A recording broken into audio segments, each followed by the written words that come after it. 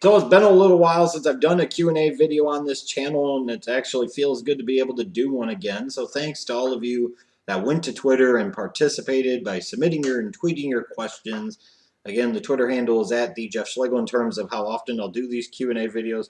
Maybe once a week, maybe once every 2 weeks. It's frankly kind of just going to be a thing where it'll be whenever the mood strikes me. So when the mood does strike me, I will tweet out and ask for your questions, so that's when you know when to submit them. Let's go ahead and get started, though, so I can get through as many of these in the next 15, 20 minutes or so. Polar Spartan, I know you're a huge fan of Kevin White, but when he gets healthy, should the Bears trade him away for a draft pick or a player? No, I think that's not really sound logic at this point. I mean, you just did spend the 7th overall pick on him back in 2015. It's time to be concerned. I don't know if it's time to panic. It's time to be very concerned. The number one most important thing a player can bring to the table is the ability of availability, and Kevin White doesn't have that. And now another leg injury, you start to wonder, even if he is healthy and able to stay on the field, is it going to sap away his speed and explosiveness? Because even when he came back this year, he didn't look like the same player I saw on tape on West Virginia in 2014. So, I'm concerned. I'm not going to lie. I'm very concerned. I was very high on the dude, and he can't stay healthy. Which is crazy because it's hard to predict that type of stuff sometimes. And if he ends up being a bust, then I was just fucking wrong. Injury or not, doesn't matter. At the end of the day, he just wasn't able to stay healthy. He didn't get the job done. But not time to panic yet. And again, this is a lost Bears season anyway, so, maybe he could play sooner, but they're putting him on IR, and he's going to be out at least 8 weeks because they don't want to risk it for another lost season. Why would you? I mean, it makes sense. Ilias99, is Cam Chancellor even close to being back to the same guy as he was before his idiotic holdout? That holdout, I don't know if I quite go so far as idiotic, but it wasn't well thought out. One of the things you want to do in a holdout situation like that is you want to make sure you have leverage. He really didn't have any leverage, and eventually after 2 weeks, he didn't even stick to his guns. He just came back, so it was pointless. I would definitely say it was pointless. I don't know if he's the exact same guy, but I don't know if he's that far off. Callum Burgess 14. What was the best TNA stable ever? I'd go with Team Canada, especially when you look at the guys that came out of it, like Bobby Roode and Eric Young. I thought that was a faction that actually produced guys that were a positive impact on TNA for many years. Conversely, what was the worst TNA stable? Main Event Mafia wasn't good for the company. Immortal was horrible for the company. But the worst has to be Aces and Eights. I mean, Aces and Eights were just so fucking bad on so many different levels. They went in on this, then it was going bad, so they went even deeper in, and then for some reason, after it took like a whole entire shitty turn, it was like the storyline that just wouldn't fucking die.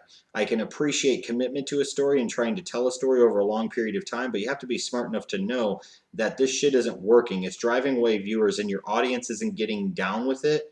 You have to stop feeling it in your plums for it and stop going so balls deep in it. And you have to be able to know when to pull the plug. It's better to pull the plug early than too late. And TNA pulled it far, far too late. And I think it's really a major contributing factor as to why they're no longer on Spike TV and why they've lost 60+% of their viewing audience from what they used to have. Tasty Waffles, does it matter if Trump is a racist or sexist or whatever? Because it's fair to assume that most presidents have been at least one. Yeah, most of them have been one, if not both. I mean, so I kind of get what you're saying based off of the history of things, but yeah, it does matter. I mean, don't you think it does matter? You really want a sexist, racist guy who's about himself and his ego and his name running this country? A guy who sits there and doesn't care who he's bowled over the years? A guy who makes no apologies for not paying his taxes? A guy that makes no apologies for filing business bankruptcy multiple times? This is a guy that has lived in a debt universe. This is the guy that you want running a country. And especially what's ridiculous about it is a lot of the voters that will end up voting for Donald Trump on November 8th are the same people that will sit there and bitch about how Obama has blown up the national deficit. And you think Trump's going to be any better? His entire life has been built off of bullshit and debt bubbles. I know I kind of veered off into a different path there, but yeah, it does fucking matter. Because this isn't a country just for white men anymore, no matter how much white men running the show want to make it out to be. So yes, it is important. No, that doesn't mean I'm going to support Hillary either.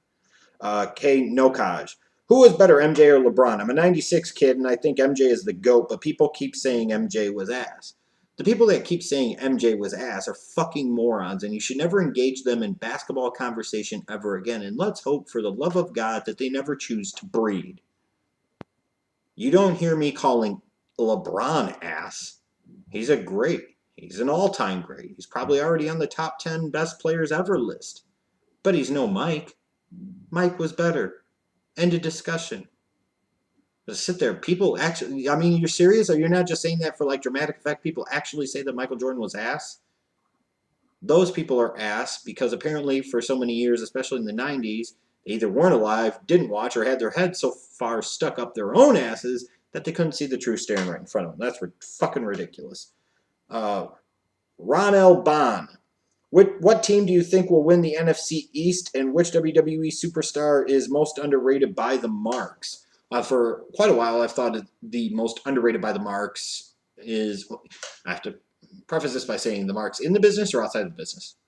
We'll say the marks outside of the business, the lower level marks, because the smarks are the ones that are in the business now. So when the people in the business try to call you smarks, it shows just how idiotic they truly fucking are. Most underrated, Rusev, Miz. I think there's still a great underappreciation for the fact that Miz can actually get the type of heat that he's supposed to get, the reaction that he's supposed to get. So I'll go with him. What team do I think will win the NFC East? I'll still stick with the Giants when all is said and done, because I think the Cowboys are going to be tempted to go back to Tony Romo, and I don't think that's a good decision. I don't think that'll be a good thing for him. I'll still stick with the Giants. Gamer Girl, do you see a Vikings and Patriots Super Bowl? I can see the Patriots in the Super Bowl. I don't see the Vikings in the Super Bowl. You know, people are going to sit there and talk about, well, you're awfully quiet now because the Vikings are 4-0 and they've got Sam Bradford. All right, they haven't won those games because of Sam Bradford. Let's not get it twisted. You know, and you look at the teams, some of the teams the Vikings have played to win their games. They played a bad Titans team. They played a scuffling, struggling Panthers team. They played a mediocre, up and down, inconsistent Giants team. And even the Giants game, a team that had a special teamer playing outside a corner as a starter and all these other things, they still struggled to beat them and put them away at home. So let's not get too carried away on the Vikings bandwagon, although at this point in time, the NFC looks like it's such a pile of fucking doo-doo. It is possible, I suppose.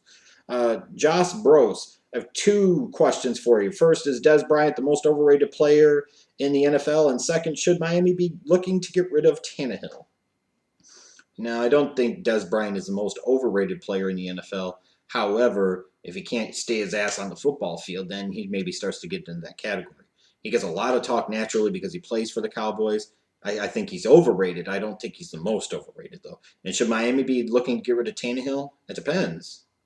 My answer is no, because I think Tannehill is not that big of a problem for them, honestly. No, he's not great, but he's not that big of a problem in the grand scheme of things. And even if they got rid of Tannehill, it's okay, so what's your solution? What's your step? What's your alternative? What's different? What's better? You have to be able to answer those questions.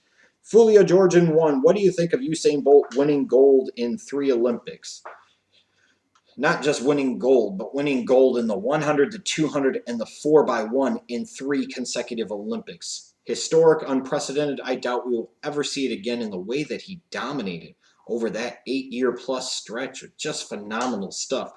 With his performances in the Olympics and the way he kind of took control of the sport and commanded the attention in that sport, he's one of the greatest, not only track and field athletes, but one of the greatest athletes in the history of the world. And I stand by that, and I mean that. Because what's so crazy about it is, other than Carl Lewis, nobody had ever won back-to-back gold medals in the 100 meters, you know, and then even the 200 meters, I don't believe. And here's a guy that won gold in both of them at 3 consecutive Olympics, and then for the fuck all of it, ran in the 4x1 for Jamaica and won gold each of those times. I mean, just unbelievable. You know, that feeling that every time he stepped on the track, it was his track and everybody else was just running for second place. And the craziest thing of all to me about Usain Bolt is the fact that because he didn't like the event, he never ran what ultimately would have been his best event, in my opinion, which is the 400 meters. And here's what I mean. What Van Niekerk did at Rio in the 400 finals in lane 8 was one of the best big race performances I have ever seen. setting that world record like he did. Just phenomenal stuff. Let's think about this for a second. The time that Van Niekerk ran, excuse me. Look at Usain Bolt. His personal best, his world record in the 200s, what, 19.19, I think it is? Something like that. Typically, when you're trying to extrapolate and figure out what a 200 time converts to in terms of a 400 time, you take the 200 time, double it, and then add maybe 4 to 5 seconds, depending on your opinion. So you take that 19.19, double it, that's 38.38. Let's say you add 4 seconds, that's 42.38. 5 seconds, that's 43.38. And anywhere in between that, you're looking at 42.88 if you split the difference. Even at the slow end of that conversion, he's still world class. He's a world beater. Anything below that, and he's the world record holder. That's how fucking impressive Usain Bolt is. Just phenomenal. I really wish he would change his mind about not wanting to do it anymore. I understand 4 years of this, again, might not appeal to him very much. He's at a place in his life where he doesn't need to, probably doesn't want to. He's gotten tired of it. But I'd love to see him run in Tokyo in 2020. I really would. One of the greatest athletes I've ever seen in my lifetime, and I can't believe anybody would dispute that.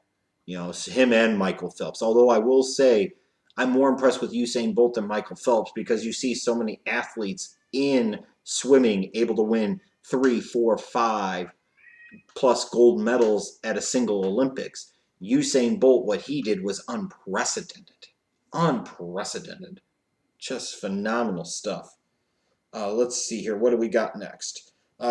Caleb Henderson, what are your thoughts on the quarterbacks in the 2017 NFL draft class?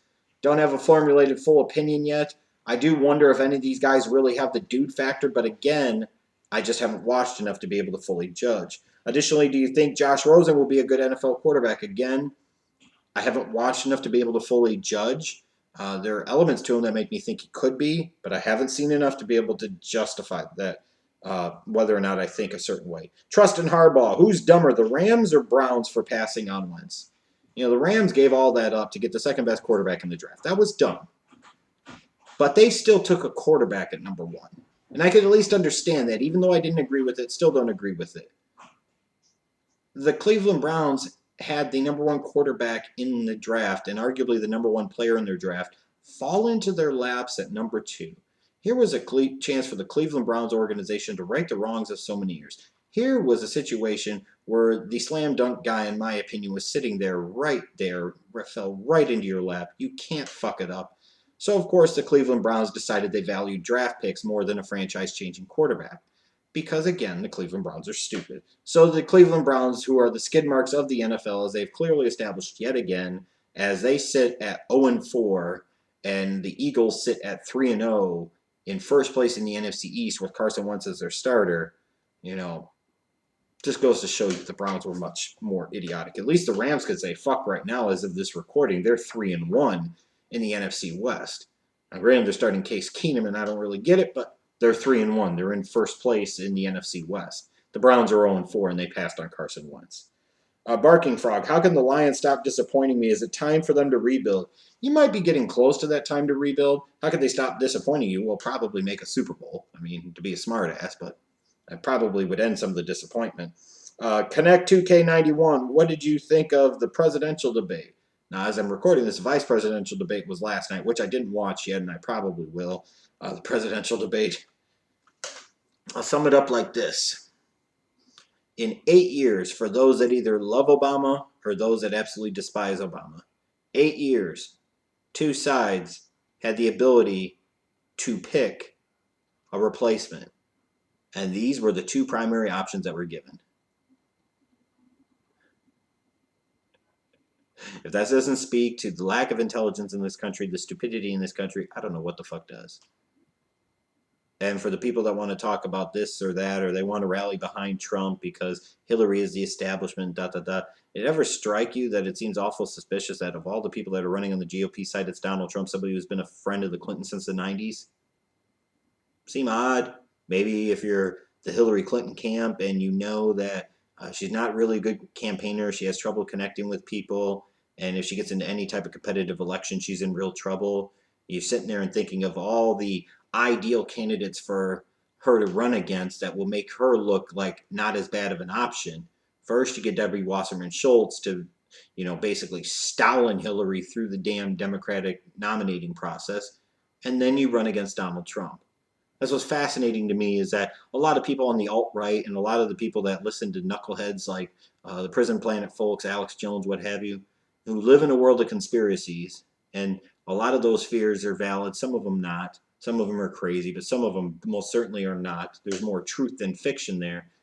Can't seem to be able to figure out that Donald Trump was put in this position to help Hillary Clinton win the presidency.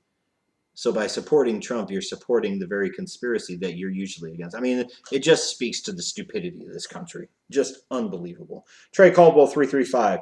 Why do you think the Panthers are having such a rough start? And as a fan, should I be worried about them? Yeah, you should be worried about them. They're 1-3. Why they're having a rough start? Their secondary is not very good. Their defense has some holes. Offensively, they're lacking some balance. They're not getting the big explosive plays, and Cam Newton hasn't been as good. So, yeah, you start to wonder if there's a little bit of that Super Bowl loser hangover, and it should be concerning. Killer B-Man 616, are you going to do a 2016 redraft video? No. No, we're only 4 weeks past in the NFL season. There's no reason to do a redraft video right now. Alex Shirley 10, is Mike Mularkey the main problem for Marcus Mariota? I don't know if he's the main problem. He's not the only problem, but he definitely is potentially a problem, and a big problem at that. Game on 300. What if the Texans actually had a bad year, didn't get the first pick, but high enough and got Deshaun Watson? I'm telling you right now, I don't know that Deshaun Watson's a first-round pick. And I think more and more as the process goes along, you're going to hear more buzz about teams really questioning that. And out of the big-name quarterbacks, you hear about the Deshaun Kaisers, the Brad Kayas.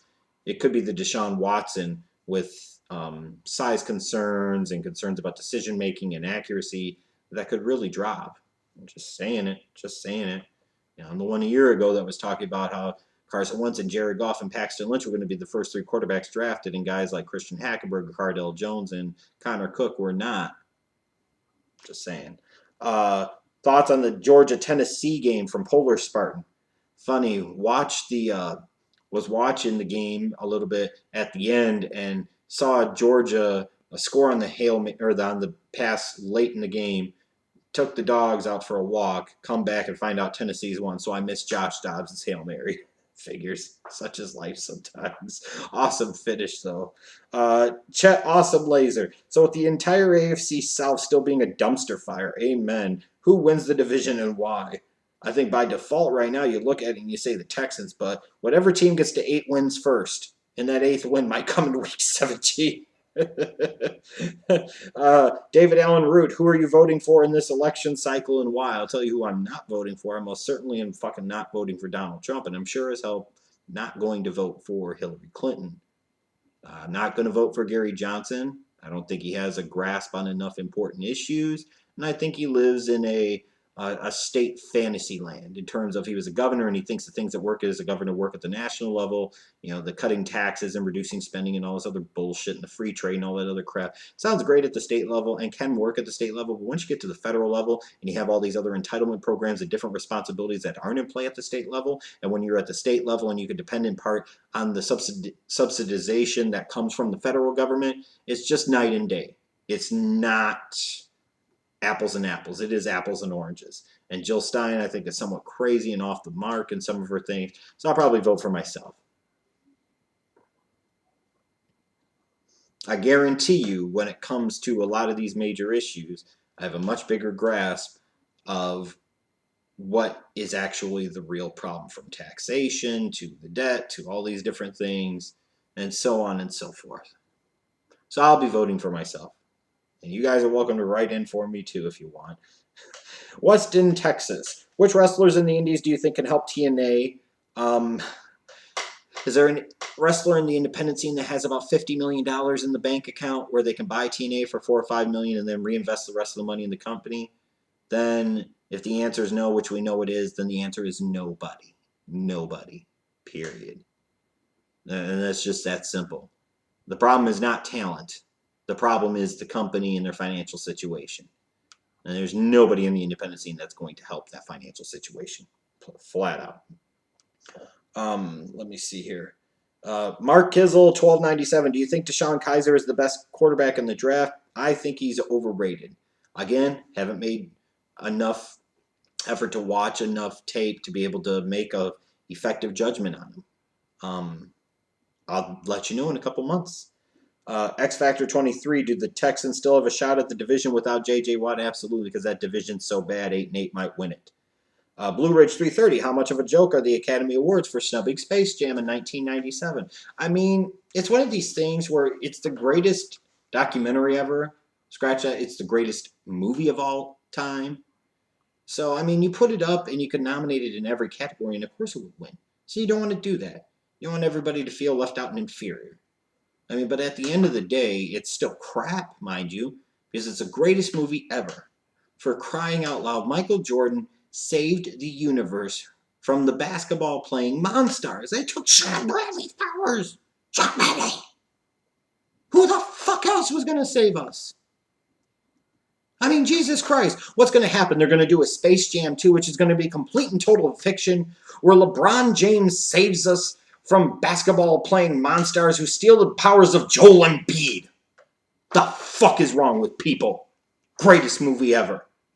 ENC 98. Have you seen TNA's Broken Matt Hardy episodes, Final Deletion and Delete or Decay? If so, what did you think? Didn't see Delete or Decay. Saw Final Deletion or whatever the fuck it was called. Reminded me of two drunk uncles at the family reunion trying to hash out shit that's been festering for 20 years. Talking about shit that happened 20 years that nobody gives a fuck about, and frankly, they shouldn't give a fuck about anymore. It's awesome in its badness. I really don't care about it that much, but it's part of the problem of TNA is the guys that get the feature or the guys that have the most interesting stuff are the old WWE guys that are talking about shit that happened 20 years ago. Let's see here. Faris Mahmoud 52. What would you say to Jay Cutler if you saw him in person? That is a wonderful question. I don't know. I can't tell you. I could think I know what I'd say, but it would depend on the setting. It would depend on many different things. Let's see here.